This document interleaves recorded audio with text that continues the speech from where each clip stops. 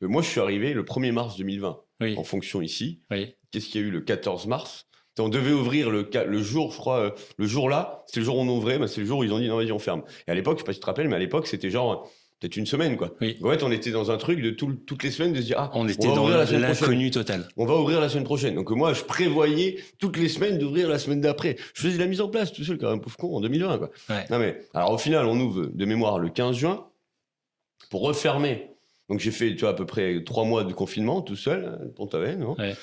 Pour refermer, si je dis pas de conneries, c'était à peu près le 15 ou le 30 octobre qu'on a refermé.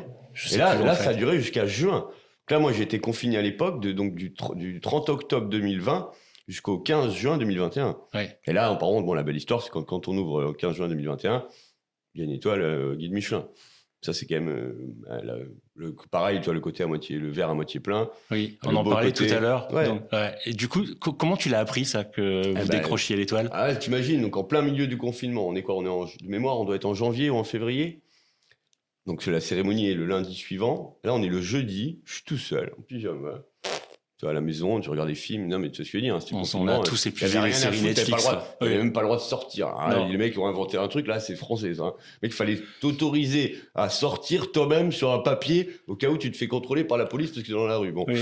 c'est imaginable. Nos petits moi qui suis né dans les années 87, c'était inimaginable une telle privation de liberté en France. Je veux Oui. dire, j'ai eu des C'était profs, du jamais vu, on en faisait fait. des manifs pour des trucs qui étaient complètement à la limite bien moins. Enfin bon, on passons. Des fois, je sais pas. Mais, donc on est un jeudi, il est quoi? Il est 18h, un truc comme ça, 18h30.